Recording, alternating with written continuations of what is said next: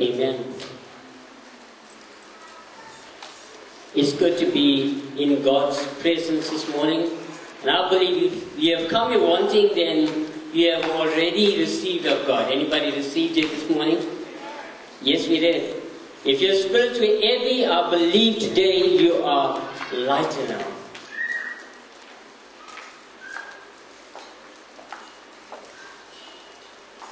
I say to you today, in spite of difficulties and frustrations,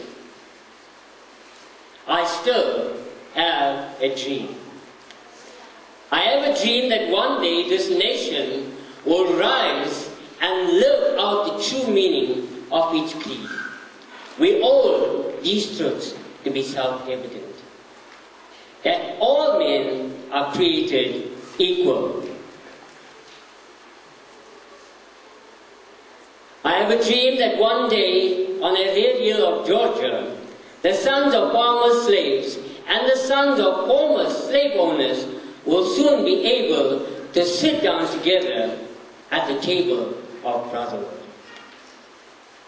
I have a dream that one day the state of Mississippi, as desert state sweltering with the heat of injustice and oppression, will be transformed into an oasis of justice and freedom. I have a dream that my little kids will one day live in a nation where they will not be judged by the color of the skin, but by the content and character. Martin Luther King. I have a dream that one day every valley shall be exalted, every hill and mountain shall be made low, and rough places will be made plains, and crooked places will be made straight, and the glory of the Lord shall be revealed, and all flesh shall see it together. I have a dream. I'm sure at some time in your life you must have had a dream. I don't know what your dreams were. Some of you dreamt that you won the lotto if you are taking it. Some of you still dream you won the lotto, although you don't take it. Anybody had a good dream this week? Some of you dream bad dreams, evil dreams, dreams where Satan is trying to offend you. Anybody's having that dream here today? But people, my encouragement to you this morning is yes, we got to dream. Now we're starting off here with a saying from Martin Luther King. Now at the point when Martin Luther King was writing this dream, or he had a dream for the people, well, they then called Negroes, that were slaves in America. And you know, they were ill-treated. They were sold to other people. They had no life of their own. A slave could not make his own decision. He couldn't just buy and sell and eat what he wanted. He just did what the master asked him to. And he says, I had a dream. And later we know that throughout the time as Martin Luther King and there was a black liberation theology and lots of things went on. But eventually Martin Luther King said that. Anybody knows what he said? 3 words. He says, free at last. Free at last. Thank God. We're free at last. It took a dream of a man to make the so-called black Americans become free from bondage. One man's dream. So when we're looking at South Africa today, we are so quick to say, yes, we are in a state of chaos, economic downsizing, unemployment increasing. We are quick to point out the negative factors in South Africa, isn't it? But let me ask you, what is your dream? Now, none of us want a dream for our nation, isn't it? Anybody has got a dream for our nation? Martin Luther King was one man in a million that had a dream, and it worked. How many of us have a dream for yourself? Let's start with me. Do I have a dream for myself? That's you. How many of us have a dream for my family? I mean your family. How many of us have a dream for this church?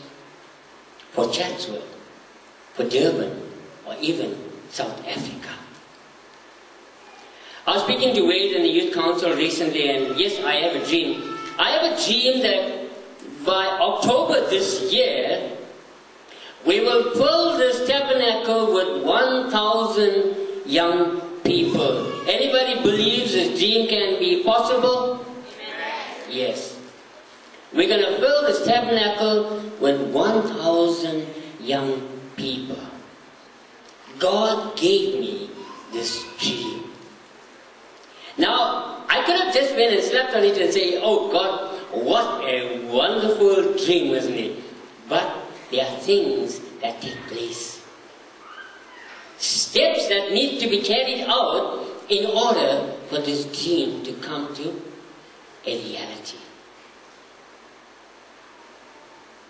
So the first thing I did was discuss it with somebody else. You know, you got to put a feeler out and say, and then you get the same vibe and say, yes man, that is a dream. Alright, now we're going to go to the Bible. I don't know, I think who that is. Somebody in the church here? It's sleeping now. Please, people, don't dream. I know I'm encouraging you to dream, but please just don't dream now. Alright. I'm that funny pastor that can call your name while you're sitting at the church. So, you know, I have a dream, and this dream is this. That we, with the faith we have, will be able to move mountains of despair from this community. We, with the faith that we have, will be able to destroy stones of hope. When I say stones of hope, a lot of people's hope is just in a stone. It just can't do nothing. I have this dream.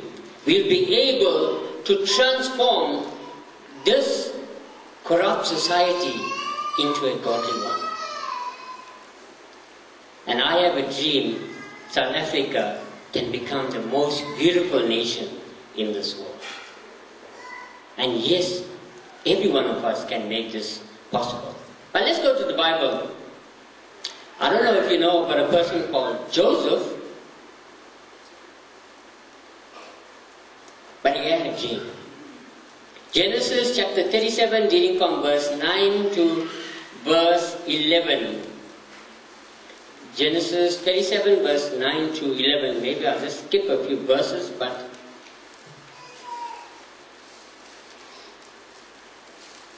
then Joseph told his brothers, listen, he said, I had another dream. And this time the sun and the moon and the 11 stars were bowing down to me. When he told his father as well as his brothers, his father rebuked him and said, what is this dream you had? Will your mother and I and your brothers actually come down and bow to the ground before you? Now Joseph, at the time when he was having this dream, he was just 17 years old. Now,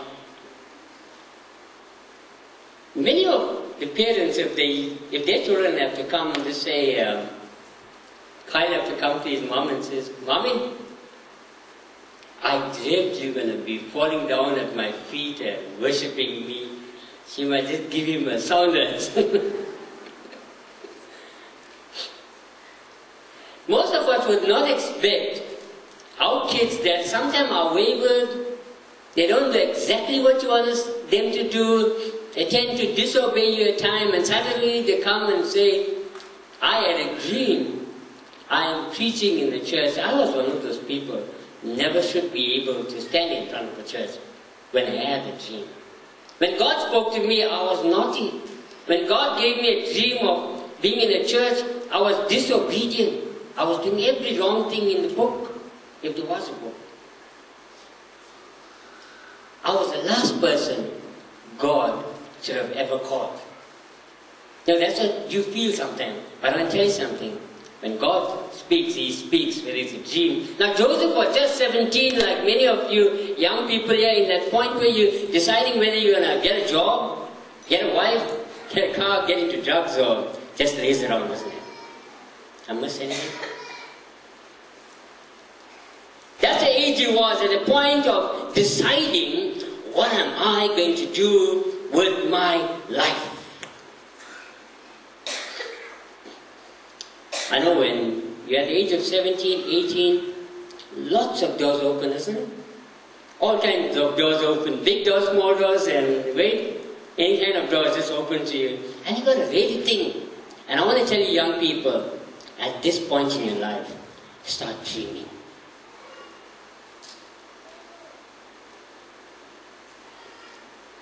Now when God spoke to Abraham, anybody knows how He spoke to Abraham? He spoke to Abraham in an audible voice. God said, Abraham. Oh, Abraham. Got it. And when He spoke to Isaac, He spoke to him in an audible voice. But when He came to Joseph, God never spoke to Joseph in an audible voice. He spoke to him in a dream. I know the only dream song that many of you older folks will sing, you know, dream, dream, dream. All you can do is just dream. I don't know, you know the song? What about that? Yeah, I don't know about the young people. Wait, what's the new song they're singing? Dream song. But you can't mention it, it's so bad. Alright. But Joseph had a dream. Now, God communicated to people in the Bible through various ways. He spoke aloud, He spoke through prophets, but here He is speaking and communicating to Joseph in a dream. That is why I'm saying, sometimes in our lives, start dreaming and allow God to communicate to us in a dream. And not just one time, but again, twice. Now imagine when he went and spoke to his parents. Now his parents were absolutely upset. Now why? People, my first point is this. We got to have a dream, but how do we react to the dream?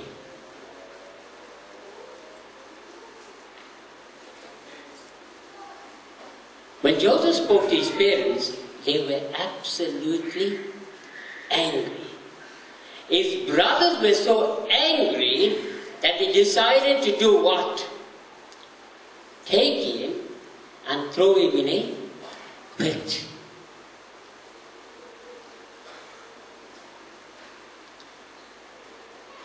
Now all of us, anybody is a spoiled child. I mean, I think if you're the first child, last child, anybody is spoiled children here? You can be big and still be the spoiled one. Anybody is spoiled. You don't want to put your hands up? Alright, some people, I can see in the back there, a lot of spoiled people there in the back. Alright, some people are spoiled children. They go, Mommy, I want a candies. And what they get? They get a knife, isn't it? And they say, Mommy, I want this, and what they get? They get that and probably more. They're just the spoiled kids. And the child, and my mom and dad loves me so much. You know this coat of many colors? Joseph was given a coat of many colors. Well, then they didn't have Nike and what other brands we have today. But the coat of many colors was absolutely expensive. It had many colors. Alright. I probably won't wear it, but never mind. But his reaction, because of being a spoiled child, was wrong.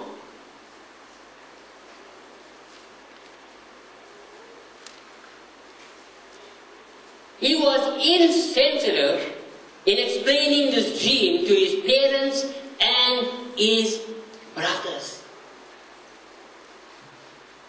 Now, if I had a vision or a dream and somebody is going to be struck dead in our church, do you think I'm going to come and tell you like that? We won't, isn't it? But in a sense, he had a dream that was actually bad, or sounded bad, but actually was good. You see, Joseph had a dream that he's going to lead. But when he spoke to his parents, he made it seem like they will just be falling down and worshipping him. But you see, what do you do with this dream? Take the dream, wait on God with it. Say, God, give me an interpretation to this dream. Now, did his parents fall down when he told them this dream and worship him? Nah, they wanted to hit him. They were angry. His brothers, absolutely angry. Now, where did Joseph go with this dream of his? He got taken out of the pit and thrown inside. He was taken and sold. He still had the dream. And he took the dream to a dungeon. And he stayed with the dream for a long, long time. Now, how many of you have a dream? You can put your hands up, it's okay. Pastor is far away. I'm joking. You can have a dream, but his dream was still with him in a dungeon. And I think he spent about 3 years in this dungeon.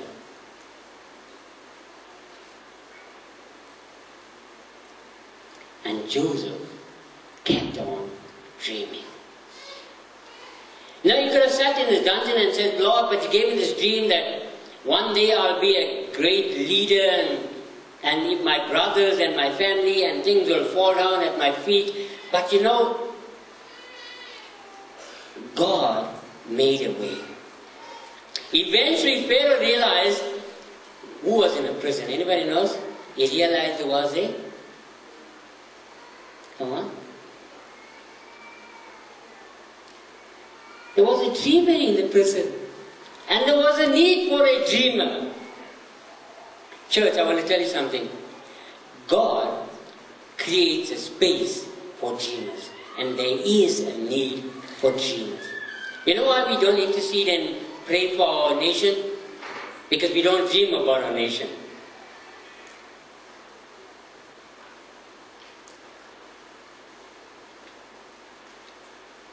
Anybody can guess how long it took Joseph's dream to come true? Not 1 year, not 2 years, 3 years you're still in prison. Not 4 years, not 5 years, not 10 years, not 10 years you'd be really so, hey man, maybe I made a mistake, I should have just shut my mouth and I would have been at home, wasn't it? It took him 13 years. 13 years for this dream to come true. And all of us know the story that famine took place in the land, and because of all of this, his brothers had to come to this place where he was a leader, and because there was food in this place, and eventually they went and brought his parents, and yes, we know, they fell down and worshipped him. Not because he was Joseph, they didn't even know he was Joseph. Because he had food. You know, sometimes in life, you might have people that are against you. People that are against your dreams in life. Wait in 5 years, 10 years. Keep on persisting. Because even those that are against you can come down and bow at your feet. I don't mean make you like king, but, you know, come back to you. And sometimes I think when we have a fight, nobody fights in this church, but some people, you know, when they fight, you know, you'll come crawling back home. I know you will crawl back home. And you must see what will happen to you. You know, if only Joseph's brothers knew it was Joseph, they probably wouldn't have groveled and crawled and went by his feet even. Maybe pride would have kept them dying. But you see, God has a plan. They didn't know, so they came. And eventually when they knew, and knew his kindness still prevailed, there was victory. So in life, We may have people that don't agree with your dreams. I don't mean literal people, I'm talking about dreams. I don't mean every night you sleep there. You know the first picture you saw, this guy was just sitting and dreaming of burgers. Anyway, it's been hungry. KFC and Nando's. No, don't dream about that. You don't have to lie down in your bed, wait for 12 o'clock, and then the dream takes place. How many of you just don't dream? When you go to bed, like the switch is click, you're sleeping. Well, that's the type of people I'm saying to you today. You got a dream. Don't worry about the time. You can dream daytime, nighttime, 24 hours a day. Dream about where you're going to, your future. When Martin Luther King said, I have a dream, he wasn't busy sleeping and telling it in his, I have a dream, I have a dream. He was dreaming for the nation. God is saying, we've got to have a dream for this nation. Yes, look at every road in 327, 2 and everywhere else, 10, Carverstown, wherever you're staying. Some of us stay a little bit far away from the drugs, but nevertheless the drugs will still come. But I tell you something. You can look at every nasty thing in this place, but let's dream this place right. Let's see it clean of all kinds of things. You know, when you start dreaming this, then there's an action. Martin Luther King did more than just saying. He got a whole lot of people to be followers of his theology. And which you can. Joseph, well, although he was a loud mouth and just shut his mouth very early in life, at the age of 17, and said, I have this dream, but he said it. And eventually, because it became known as a dreamer, and the ability took him out of prison. Have a dream for your family. Have a dream for yourself. And have a dream for this nation.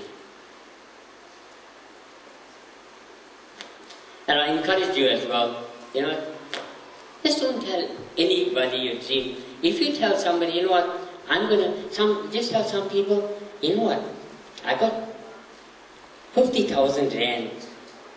I'm telling you, I got 50,000 rand in the bank. And you know what I'm going to do?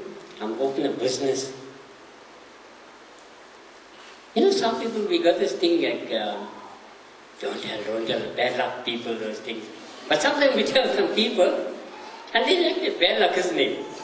And especially if they're ungodly, some people are so-called godly as well, but they're never for you. They're upset because you say, I'm going to start a business. She's going to start a business.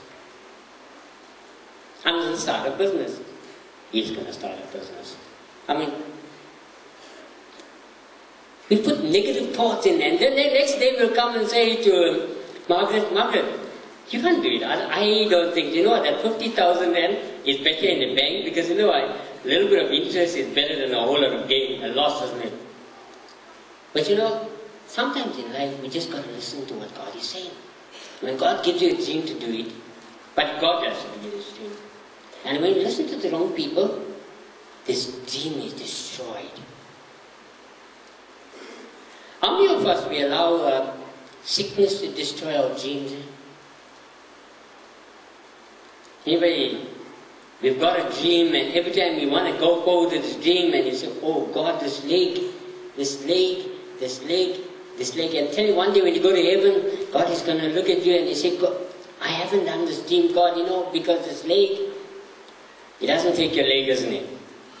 He just takes the wisdom of God to make the dreams God give you come true. I have a dream that this church is a prosperous church. We have a dream that this church is a whole church.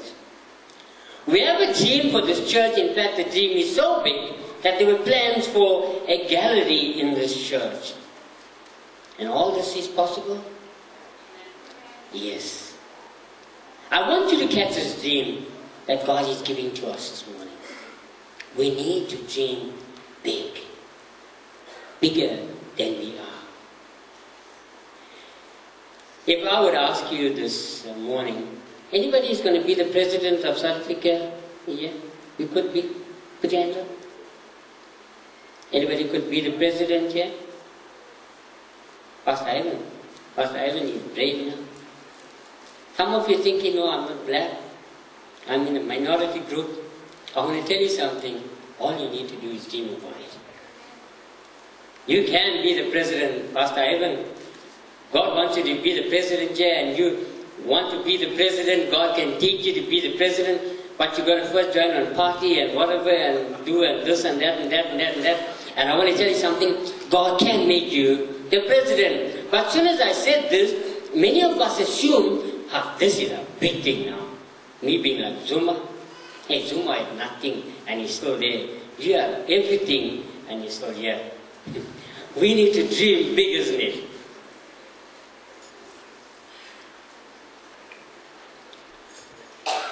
Don't limit ourselves, by how big this dream is, how great the responsibility is. Because if God intends this for you, He makes it possible. When He gave Joseph this dream, He knew this was possible. Now some of you are sitting in a pit right now, and you're sitting in a pit and all you can see the skies above, and you say, oh God, what dream you gave me? How can the people worship me? How can the people now bow down before me if I'm right in the pit and there's no space even? Even if they jump down, they're just going to be on top of you, isn't it? And then when you get sold like a slave, now God, I'm the slave. I'm the one that, bowing down to them. How can people bow down to me? Sometimes in our dreams, it seems to come to a standstill. Anybody feels like that in life? Everything. When Betty's dead, can't move forward in life. This is what happened. He could have said, this is it. Much worse happens. Then he's taken and put in the prison now. From that to that to that. You feel like you're in prison. Your dream is imprisoned. Anybody's got birds. You put a bird in a cage. What a beautiful bird. A parrot. Talks all day in a cage. You think it's a big bird, so we put a big cage. What a lovely bird. The bird is in prison. It's a big bird. We had a bird too. But the bird is imprisoned, isn't it? He can chat all he wants to, but he is living inside this jail. Scream all he wants to, swear all he wants to. Some of these teach a bird to swear. Pastor Ron, we bought the bird just like that. But every time he swears, you laugh, isn't it? Especially when he swears a neighbor you don't like. But this bird is forced to swear and things because he is in his cage. If he could fly out and go find his own pal, he will never speak again. Trust me, the bird won't talk. Parrots just talk because they got nobody else to talk to. So they developed this thing. So Joseph was sitting here with his dream jibber-jabbering all day in the prison because his dream was caged up, wasn't it? I want to tell you, not so. You might be in prison, but your dream is not. Because God gave you this dream. Eventually, his dream, and when people heard of it, his dream took him out. I want to tell you, your dream can take you out of your prison this morning. Whether your prison is ailment, sickness, finance, God can take you out. Alright, I'm going to go to a person called Jacob. Genesis 28.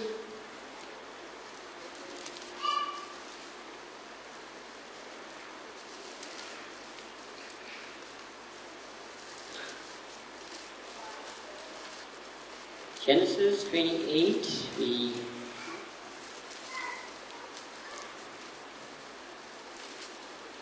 on verse 11.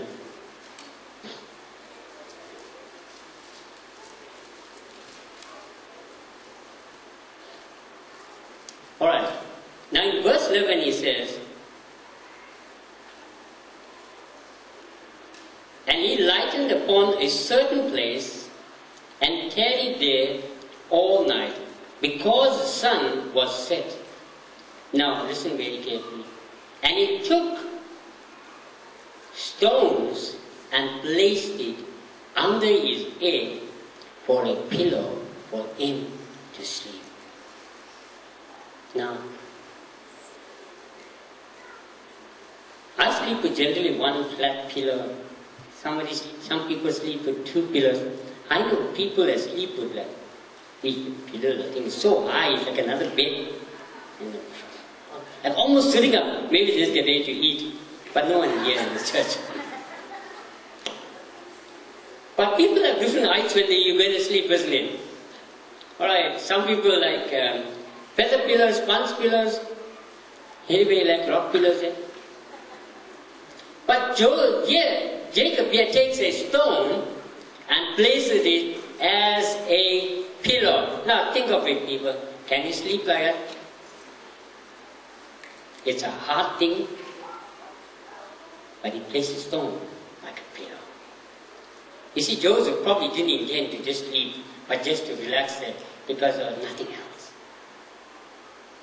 So in life sometimes, when God is about to give you a dream, when you make yourself too comfortable in the things that you have, the things that you have attained, the people that are around you, I'm happy, so happy today, isn't it? That song that we sing in Sunday school, that's all that matters. You know what? Sometimes God is asking us in a dream, take a stone for your pillow. Start feeling uncomfortable in your situation. It goes on to say in verse 12, here the dream is. And he dreamed. Now this is what he dreamed. Behold, a ladder set up on the earth, and the top of the ladder reached into the heaven. And behold, the angels of God ascending and descending on it. You see the picture there? Nice dream, isn't it? He's lying down on the rock, a hard rock, and dreaming this beautiful dream. Angels ascending. Every one of us just love to God, it's such a nice thing, isn't it? But it goes on to say in verse 13, and the Lord stood where? He stood on this ladder. I want to ask you people, yes, you can have lots of dreams for your life, for your family, and your dreams will take you high, but is God standing in this dream? Is God standing on this ladder of your dream? We can decide many things in life, but if God is not the centerpiece of our dream, then think about which dream. Now with television, I know when we were young, there was no television and everything else, no cell phone or nothing. There was just a radio, so when we was hearing some story, we went and sat in front of the speaker, and the story carried on, and we just imagined what has been on. I know what, my brother must have had a different imagination to me. I was thinking about very pretty girls when I heard the voice of the girls, but maybe he just thought of a detective. Some of us think of different things in life, isn't it? We have different dreams. But then we were just forced to dream about what is taking place on the radio. They spoke, we imagined. But as life went on, there was a thing called television invented, and you know what, then we didn't dream anymore because it was there. The only thing, it was in black and white, so I just, if you dream, it was color. First I just dreamt of people, then I dreamt the color in the black and white TV, and you know what? Praise God, color TV came.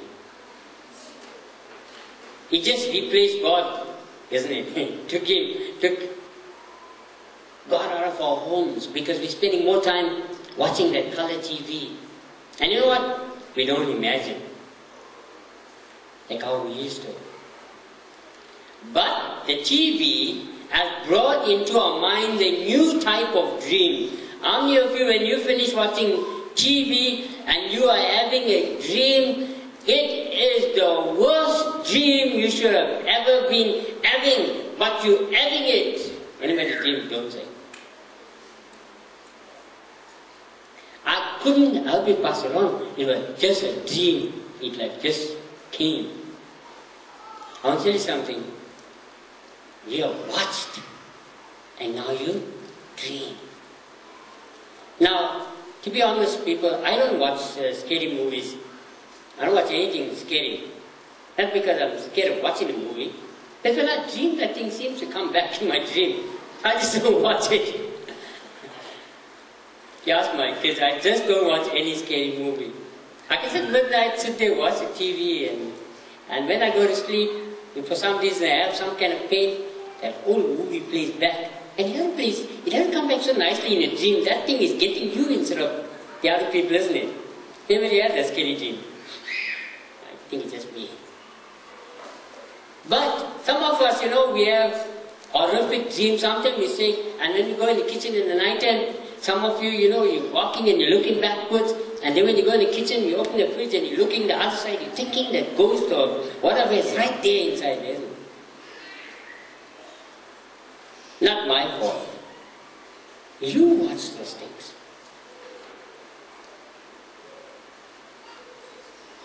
But my point is today, television is starting to put nasty dreams in our mind. It is replacing the God-given dream for us to be a prosperous nation, a blessed seed like Abraham, and replacing it with a cursed generation. Now, I don't have no TV, no Talk TV, no DSTV. I've got a phone TV. It lasts just like 1 hour. But people, be careful what you're watching on the TV. Now, not long ago, I went to someone's house and they got Talk TV. And they show you how to steal on the Talk TV. That program was telling how you can press that remote and you can bypass somebody when they're standing by their car and they're pressing their remote. You take your normal house gate remote and cross the signal and the car will lock. Yeah, you got it. I know nobody's going to steal here. But they teach you how to make so-called little types of bombs on TV. Thank God for widescreen, big screen TVs, very big, very, very, very big TVs. Some people's TVs are big, big, big. Get a clear picture. But you know what the worst part is? They've got a thing called internet. Praise God, with my phone. Internet. Instant access to the world. Anything you want. There's a thing called Google for those that don't know much. You can Google anything. Google bomb. That's what. You Google kill. Might give you even ways of killing yourself. You Google anything and it's there. It's an amazing search engine. Any word. Sometimes you type the word wrong and you still find the word right for us. That's how sharp Google is. But what it's doing? It's corrupting God's dream for you. Nobody types Google and what's that word? Porn here? In the church? But the sad part is when recently I read the paper, one guy that was running a Christian camp, sort of, he was Googling porn on that phone. Not his phone, I think laptop, desktop, or whatever top. But he was Googling. And eventually he got arrested because of watching child porn on his thing. And I think he did some other acts too. But what happened to him? His dream of running a Christian camp was shattered. Why? They allowed impurities to enter. Yes, church, God is giving dreams. God has given dreams, and God will give dreams to every one of you, because God intends for you to be blessed and to prosper. But the thing that happens is, we allow these dreams to be shattered by what we are taking in. I'm not going to be too long. And yes, is God standing in your dream? Now God God made a promise in this dream in verse 14 and 15, if you've got your Bibles, of Genesis chapter 28. And he says, "And thy seed shall be as the dust of the earth, and thou shalt spread abroad to the west, and to the east, and to the north, and to the south." And God says, "And you and your family and all your seed will be blessed." Now, many of us believe that we are a blessed nation here. We are a chosen generation. When I'm talking about blessed nation, I'm talking about Christians. We are a blessed generation, a chosen generation. And yes, God wants to bless all of you are His seed. In this dream, God made a promise. And sometimes in our lives, God makes promises to us in dreams. Let's don't shatter this. And we all know even Jesus Christ came from this, the bloodline of Jacob, Joseph, because they kept to what God is saying to them. Now in verse 16 of that same verse, he says, "And Jacob awoke out of his sleep, and he said, Surely the Lord is in this place." Now let's consider, every one of us, our lives this morning. I haven't got to where I want to be. Just being pure honest. And maybe you are in similar kinds of situations. Maybe you have a dream and God has given a dream for Jerome. And you haven't got to where you really want to be in that dream. Sometimes in life we allow the enemy to come into our families, come into our thoughts, and it seems to destroy this dream. But I want to tell you something. It's not destroyed. Because if God gave you that, He makes it possible. Like for Joseph, like for Jacob, and a man that could shout out from inside America in the midst of slavery, say, "Yes, I have a dream," God can change that. Then what is impossible with God today? It's not that God doesn't want to honor the dream. It's just us that doesn't want to allow to minister to us in these dreams. Say, "God, give me a dream for Westcliff." Pastor Johnson, if you would ask him, what is dream for Westcliff? He will tell you Westcliff needs to be saved. What's our dream for Chatswood? We should start churches in every place in Chatswood. There should be no place, or even in Durban, there should be no place where there is not an AFM church. It's a dream of this mission. Let me ask you, what is your dream for yourself? If you haven't, it's not too late. What is your dream for your family? If you haven't, then you've got to do something about it. What is your dream for this church? If you haven't, then you've got to consider your salvation. Because the dream God gave to us is that this church grows by people being saved. He says, Matthew, "Go into all the world and preach my gospel." If God could dream, He would dream the world being saved. What is your dream in your life today?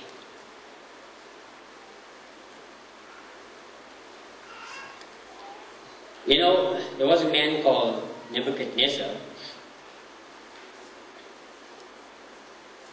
and another man called Belshazzar. Now, what they did, they had a party. When they had a party, they decided, let's have a, everything's here, answer gold.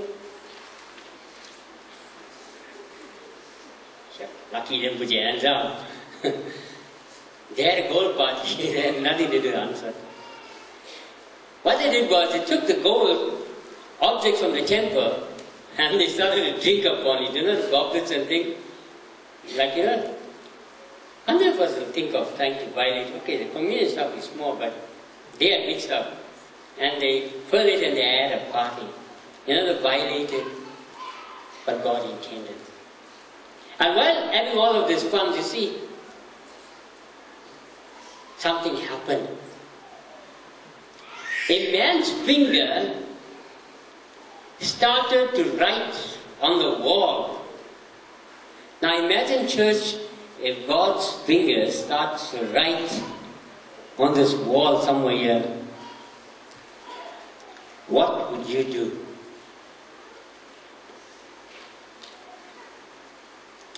And the finger of God was writing, and fear came upon them. I was just going to tell you what he wrote very quickly.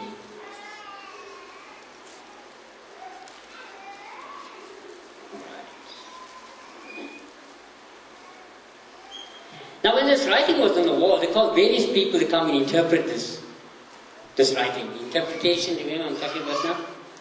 Interpret these words. How many of you had a dream recently and you dreamt something and said, Pastor, can you explain to me what this dream about? I know some people are exempt about different things, and sometimes in life colors means, whether it's heavenly, numbers means lots of things in life. God speaks sometimes through these objects. Some of your dreams don't mean nothing because you just didn't have anything to think about.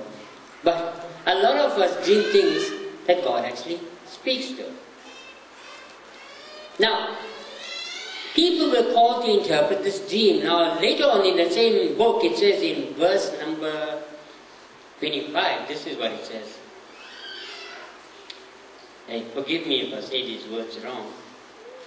And it said, this is the writing that was written. It says, Mena, Tekel, I'll leave the last word. But this is what it meant. This is the interpretation of this thing. It says, God had numbered thy kingdom and has finished it. Basically it's saying, your days are numbered. And the word tekel means, and thou art weighed in the balances, and you will be found wanting. God is saying, one, your numbers are numbered, your days are numbered, and secondly, you're going to be a person always wanting. That's a nice thing, isn't it? And thirdly, it says, the kingdom will be divided. I want to ask you today, when God gives you the dream, what will its interpretation be? Will it be like Nebuchadnezzar and Belshazzar, and God is saying, your days are numbered? There was a rich man, and he had everything on this earth, and he says to himself, I will go and build barns and bigger barns, and yes, you know why? I will store up many things for me. How many of you got big bank balances here? It's good that you have those things. But then they didn't have no bank and no balances, so what they did, they built barns and they stored up in barns. But you know what Jesus says? The story is that you can have all of these riches, but one day your soul will be required of you.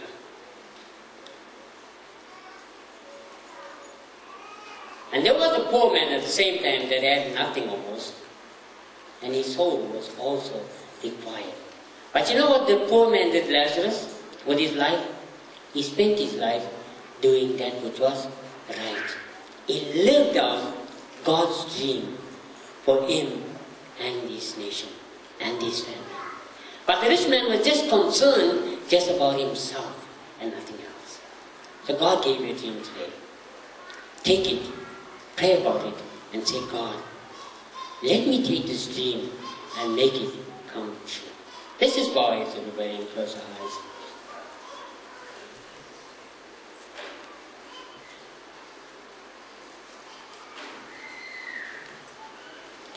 Yes, church, you have dreams today for your family, for yourself, and you even might have a dream when you go to bed at night. But what do you dream about? Do you dream about just yourself and your family and how rich you can get? Or you dream about the things that you can actually do for God? But God also is saying to us tonight, I want you to start living the dream I gave to you today. Father, this morning, we're here to say, if we haven't been dreaming about godly and kingdom type of dreams, then God give us these types of dreams. These dreams that will not allow us to rest, but God make us feel like we sleep on a pillow of stone until we can say, God, yes, God is here, and I will do something about this dream.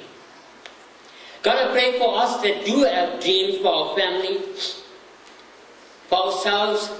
I pray, God, and if we aren't able to achieve these dreams completely, I'm praying, Father, give us the wisdom that these dreams become a reality, Lord.